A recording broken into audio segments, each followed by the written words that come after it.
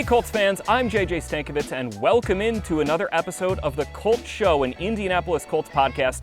And I am in Berlin, Germany, at the Olympic Stadium. If you don't believe me, look here. I know there's producer Drew. You can sort of see the field in the background, see the whole stadium. If you're watching this on YouTube, if you're listening on audio, just believe me, this podcast is coming to you from Berlin.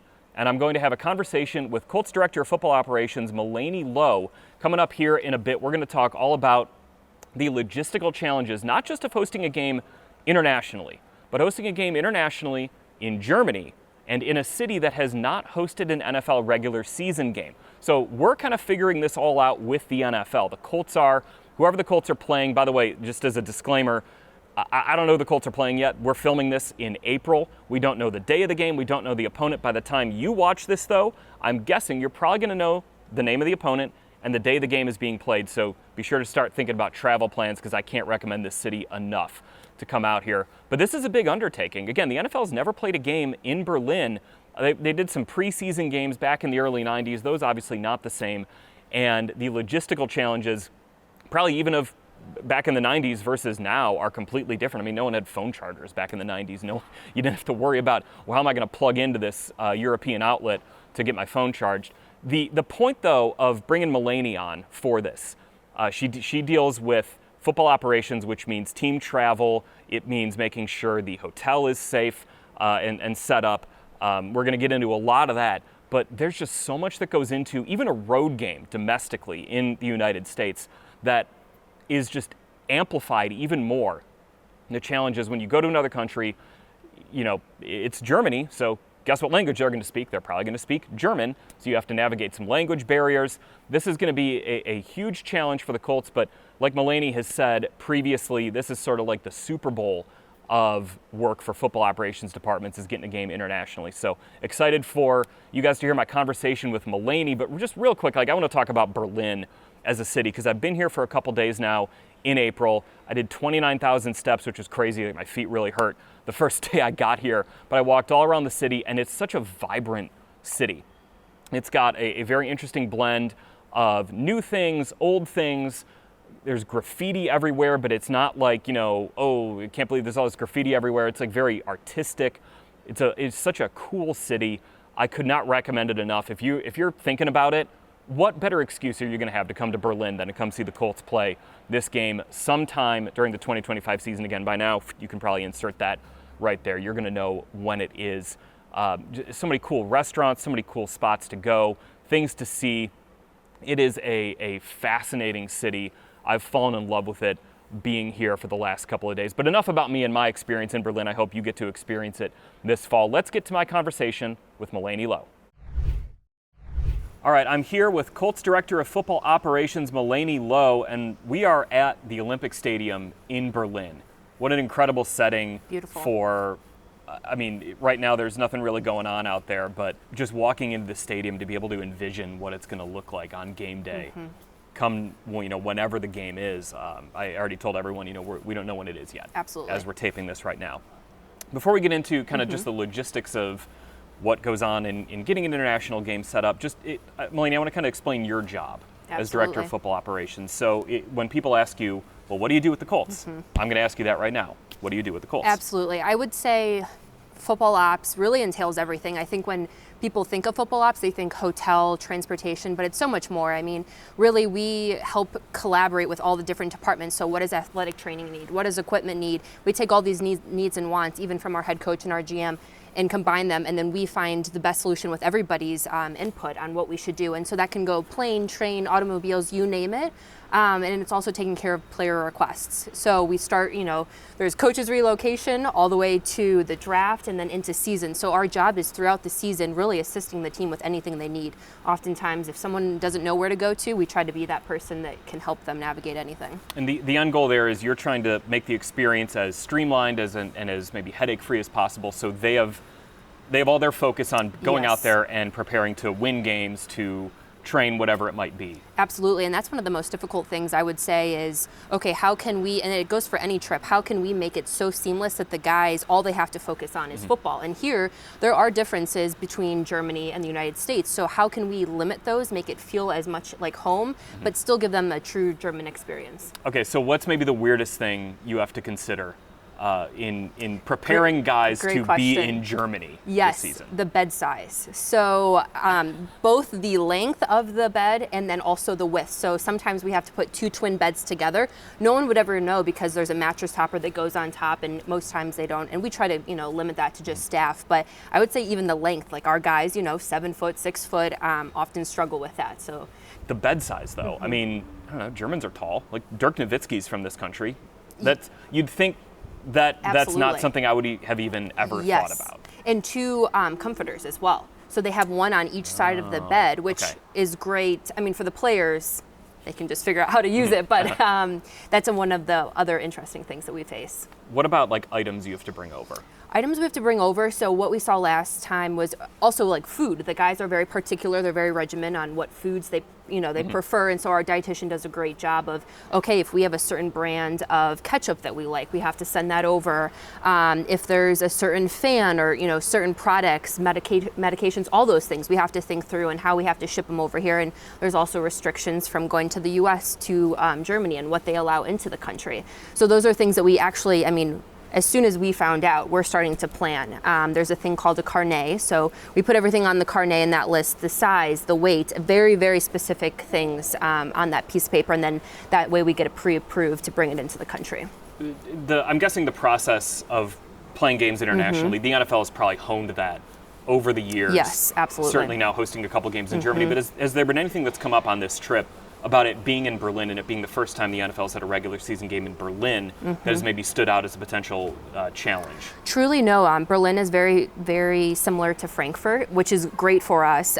Prior to Frankfurt, we hadn't gone since 2016. So there was a lot of time in which our team has changed, our needs have changed, just the NFL in general. So that was kind of starting from scratch, as well as our carnet list. From 2016 to 2023, a lot had changed. So now that we're going 2 years later, our carnets are up to date. A lot of the things that we do are very similar, so that is very reassuring. I would say Frankfurt and Berlin are very similar. I think it's a country thing, very similar city to city. Is there much of a language barrier? I would say no. Truly, on all of our meetings so far today, there was only probably one instance where there was a language barrier, and luckily we had a great support system around us that could translate, but other than that, most speak English. What did you maybe learn from the Frankfurt experience? Because that game, we haven't played internationally, like you said, in 7 years. I believe that was your first international game since you joined the Colts. What did you take away from that that's maybe helped you out in this experience? Great question. Knowing what questions to ask. So you don't know until you do it. You don't know what's different. We go over once. We go over for a span of this time 2 days, and so you have to absorb as much information, but it takes so much time to absorb what you're seeing and knowing that a lot of the questions you ask are later on in the process. So it's knowing what to ask, what will the NFL provide, what are some things that we might face coming to another country. So I think a lot of those questions we learned through the process, we learned in real time, and now this time around we know in 2025 that those are the questions we have to ask. What has this trip been? This has been kind of like this advanced scouting trip that football operations is on, us on the marketing, content, business side are also on. What have you got out of this trip, or what did you need to get out of this trip? This trip was to see hotels, primarily hotels, stadium, airport, and practice site. So all the things that players would go to. So hotels, can they accommodate our meeting rooms? We have meetings just like we would at the facility. Do we have enough for every breakout, every position group? Practice site, are the fields up to our standards here in America? Will they accommodate, music, lights, all the things that we need to hold a practice? Privacy, huge. And then also the stadium, so locker room, coach's booth, the player buses where they will arrive, just start to finish, everything that you can imagine. And then the airport, how do we get the players in and how do we get them out without, and again, privacy, keeping them from the public and making sure that they're secure. Is there maybe, we do road games, obviously, 8 of them every year, 9 of them every year, whatever it might be. Is there something about, this is technically a home game for the Colts, but is there something about this trip internationally that is Mm-hmm. wildly different from a domestic road game? I think there's a lot more to it just because there's more days, right? So we usually fly in and the next day we're playing a game. Well, now we need a practice site. We need more meetings. We need to make this trip exactly like it would be at home preparing for a game. And because it's a home game, right, usually you have the home game advantage. So you have your own facilities there leading up to the game. So our job is, okay, how can we limit distractions, make the players feel at home, but also get an experience here being in Germany. But yes, this trip has been tremendous for us just because we need to get eyes on everything and then just start the planning process. And it truly does take from now until we play the game, just those little details to fine tune. I know, players get a little bit of free time when they're on the road, but they're here for a game, right? Correct. You kind of mentioned you want everything to be streamlined so they can get their work in, but you do want them to have the experience of being in Germany. Absolutely, yes. How much of a challenge is that, though, being in another country and still, okay, we're here for a game. We got to win this game. Right. We just flew 8 hours across the ocean, whatever it might be. But hey, we do want you to feel like you're in Germany, like this trip was a little more special there. Yes, and that's another layer to our job. So how can we create experiences for them, but keep it private and secure? So that's one of our jobs. We'll set up buses so that they escort them downtown. We'll have security around the city, just keeping eyes on them, making sure that they're secure, and also transporting them back and having a time in which they have to be back to the hotel to check in to make sure we're all good for the next day. You kind of talked a little bit about food and what Lee Hullett, our team dietitian, does. How does the training table look? The food offerings at the hotel. How difficult is that to replicate what you would get in America with German? It's one of my favorite parts, actually, of the trip in Frankfurt. Our food was phenomenal. And so the expectation, the bar has been set high. And we try to make it so, like I said, guys have regimens, they have preferences. And so we try to make sure that they have those options that they normally have in the States, so that if they have, certain dietary issues or, that we have to accommodate, they have them, but also give them the ability to try new foods. We're here in Germany. We want to make sure that we can play into the local cuisine. And so we have options, our standard American options, and then you have your German options as well. What is maybe the more, I don't want to say challenging, but the biggest day for you just in terms of operations? Is it the day the team arrives and you go to the hotel, you go to practice, or is it game day and pulling that off? I would say team arrival. So myself and a group of others will advance a couple of days before just to get everything set for the team before they get here. And I think those days leading up to and the day of arrival is the most crucial and the most stressful. And it's also the biggest moment. So once the guys walk through those doors, you just have a breath of fresh air. Like, okay, they're here, they're safe, And then from there, we've planned so much. We've taken 6 months to plan. As long as, we did our work, which we will, everything will kind of play out how it's supposed to. Game day is always, a pinch me moment. It's a great experience to be able to stand in this crowd. In Frankfurt, the fans were incredible and the energy in the stadium. So that's one of those times where you get to enjoy the moment. And then we're back to business. Once the game ends, it's okay, we got to get to the airport and get out of the country. So I think that's another stressful moment. With so many things to think about and so many boxes you have to check, you are able to take some time to kind of, look around and, look at how cool this is. Like, you are able to do that? Yes. I would say standing on the sideline is one of those moments where you just get to, I always tell everybody around me, they're like, never forget those moments. It's something that, I was taught in college early on is, you do so much and that you have to enjoy those little moments when you can. And I feel like the sideline is one of those moments. I want to talk about your background because you mentioned college. You were at St. Mary's. Yep. And then you were an equipment Correct. Intern? Yes. At Student Notre manager. Dame. Student yep, manager exactly. at Notre Dame. How did that set you on a path to become an operations director for an NFL team? Absolutely. So if you would have told me when I was an equipment manager that would be able to be a path for football operations, I had no idea. And the more you talk to people in the NFL, the more you realize equipment truly is a lot of times people's first job in the NFL or college football. It really teaches you great foundational skills. You do a lot of work. I mean, it's a hard job, and I have so much respect for equipment managers, but I think you see so much and you help so many people that it helps you have that operational mindset. And then having great people here at the Colts to teach me operations, I think you just have to have the right mindset, the right drive, and you can accomplish anything. What are some of those skills you picked up early on in equipment? Honestly, detail-oriented and just have passion for what you do. It shows in everything that you do if you have passion. And also just willing to help, willing to do anything. The small tasks, the gross jobs that no one else wants to do, like that sets you apart. That's something that, I'm sure a lot of people watching this, they might want to get into the NFL themselves. Mm-hmm. Like, people always ask me, and I'm sure you get this too, like, how can I get in the NFL? Like, what do I need to do? Mm-hmm. I think the point about passion for it, just what do you need me to do? Right. Is almost maybe the better question to ask. Yes, exactly. I mean, you put a lot of time and a lot of work, so you have to be willing to put in those hours and just keep focused, because it takes a long time, and you do a lot of different things, but the end goals, it's pretty special. So we fly here to Berlin with Mm-hmm. the team, sometime during the season, and the game goes off and we get back on the plane coming home. What is Melainey Lowe kind of like thinking about? What do you hope you reflect on out of this experience? Probably a little sleep deprived at that time, so I'm probably thinking of getting a quick nap on the Mm-hmm. flight. But we make sure we have everybody accounted for, and once you know that they're all on the plane, it's the best feeling to know we just did that. Mm-hmm. We collectively, as a staff, as a team, and hopefully we will get that win. I know we will get that win, and that's an even better feeling. Just to get on that plane and just know everything went smoothly. You did your part in getting the team the win, and probably sleep deprived. And once we hand those passports back out at the airport, we are good. It's a good feeling. Something you mentioned, you did an interview with NFL.com, Mm-hmm. I believe it was last year, and something you mentioned was just like that feeling of being something bigger than yourself. Mm-hmm. And that I think you just sort of described it there, of like, Yes. you get on the plane and I know I did my part to help do this. That's something that's almost like indescribable if you Absolutely. aren't a part of not just a team, but like an NFL team like the Colts. Yes.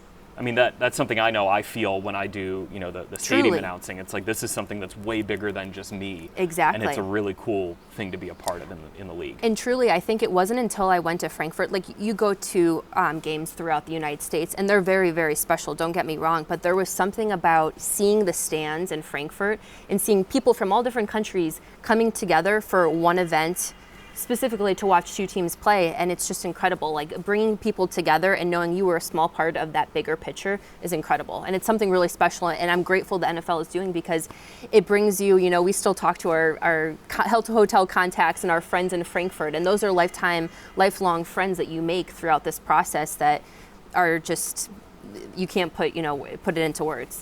I think you also mentioned in that NFL.com interview that international games they're the Super Bowl for football operations. I mean, doing it twice now in the span of 3 years Right. for you, that has to be a pretty significant career accomplishment. It is pretty exciting. I can't lie to you.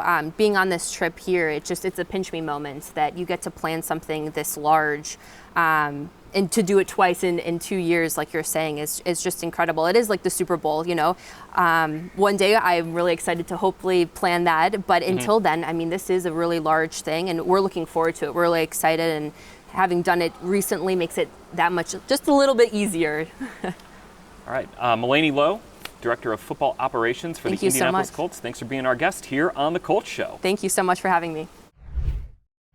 All right, back here on the Colts Show. So we talked about the Germany game. We now know, obviously, that is the Colts playing the Atlanta Falcons on November 9th in Week 10 at Olympic Stadium in Berlin. When Melainey and I taped that, as we talked about, we didn't know who the opponent was going to be or when the game was going to be. If you want a full breakdown of the Colts' 2025 regular season schedule, check out Instant Reaction. That is out right now on all platforms where you get your Colts podcasts, YouTube, Spotify, Apple Podcasts. Go check that out. Casey Vallier and Lara Overton broke down every game that the Colts will play this season. So I'm going to leave the breakdown of the regular season to Case and Lara on that podcast. So go check out Instant Reaction. But I do want to get to the Colts Show Mailbag. Remember, you can submit your questions a couple of ways on Colts.com/mailbag. You can tweet them at me. You can slide into my Instagram DMs if that's your thing.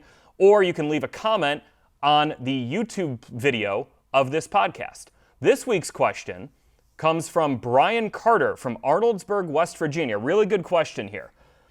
Brian writes, I believe Tyler Warren is the critical piece that the Colts offense has been missing. I personally hope that he will unlock Anthony Richardson's potential as a high-level quarterback. But knowing the styles that we have seen from both Richardson and Daniel Jones, I'm afraid that Jones will benefit more from having that short, over-the-middle option in the passing game. My question is, which quarterback do you think will benefit more from adding Warren to the offense, and what will that look like? This is a really, really good question. And I've got a couple ones similar to it over the last couple of weeks. where, like, I think on its surface, I think the answer that Brian is hinting at here is it's going to benefit Daniel Jones more, where Jones is the guy who's more likely to throw the ball between 0 and 20 yards beyond the line of scrimmage, right? But I think this is interesting from the sense that how does Warren impact Anthony Richardson? Because I think, you look at what Warren could do with a quarterback who's going to kind of pepper that yardage, and you might be thinking in your upper level case, that's kind of what Gardner Minshew and Aiden O'Connell did last year with Brock Bowers with the Las Vegas Raiders, where Bowers broke Mike Ditka's rookie receptions record for a tight end. I think for Richardson, though, I think you need to view it holistically with this offense, where Richardson's going to get the ball to Tyler Warren. We haven't seen Anthony Richardson with a tight end like Tyler Warren, who can control the middle of the field. So first and foremost, is it like a can't or won't thing with Anthony Richardson in that part of the field, where is it he wasn't able to over the last couple of years, or is that not a strength of his game? I think we're going to figure that out this year if Tyler Warren is the player the Colts believe he is. But the other part of it is this will have this, again, it's this gravitational effect on the Colts offense, where if you have a guy who can control the middle of the field, 10 to 20 yards in between the numbers, that opens up more for a Michael Pittman Jr., a Josh Downs, an A.D. Mitchell, and Alec Pierce to be more effective wide receivers. Defenses they're going to have to change the way they play, where if your linebackers aren't getting good depth and, your safeties have to be on the same page, maybe there's room for Tyler Warren in there, or maybe your safeties can't be as wide to try to take away those deep shots to Alec Pierce. So that's going to be just, like, I don't know how it's going to look. I really don't know.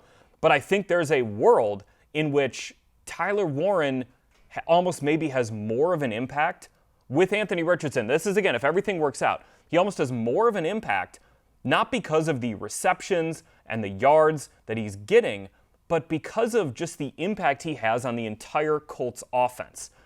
That right there, I'm fascinated to see how it plays out. And again, if it is Daniel Jones, and Warren is the player who I think we all think he can be, even as a rookie, he probably is going to get quite a few catches. But that doesn't necessarily mean that the offense is going to be better with Jones and Warren than with Richardson and Warren. It just might be different. And I think there are different strengths, different weaknesses. If the Colts are going to be an explosive offense, though, and it's Richardson behind center, Warren in there can help this offense be more explosive, even if he's not going to get 90 catches or whatever, Bowers had last year, whatever it was. So really interested in just, again, it's that gravitational pull. And, for Brian's question here, I think they'll both benefit. And I think that's kind of a lame answer, but I think they both will benefit. They're just going to benefit in different ways, if that makes sense. All right, again, really good question. Shout out to Brian Carner from Arnoldsburg, West Virginia. Remember, submit those questions to me on social media. Get them in at Colts.com/mailbag and in the YouTube comments of this episode. We're going to be back next week. And speaking of Tyler Warren, got a really fun episode coming out next Thursday for you guys. I had a chance to talk with James Franklin, head coach at Penn State, about Tyler Warren. Had a really interesting chat, great insight. I mean, who better to give us some insight into who Tyler Warren is as a player and as a person than the guy who coached him for the last 4 years at Penn State in James Franklin. That episode will be out a week from today. And be sure to also check out the latest episode of High Volume with Jeffrey Gorman. That's out on YouTube. That's out on wherever you get your podcasts, all of the above. And again, check out the schedule release episode of Instant Reaction wherever you get your Colts podcasts. That's going to do it for this episode of the Colts Show, an Indianapolis Colts podcast. I'm JJ Stankevitz. Talk to you next week here on the Colts Show.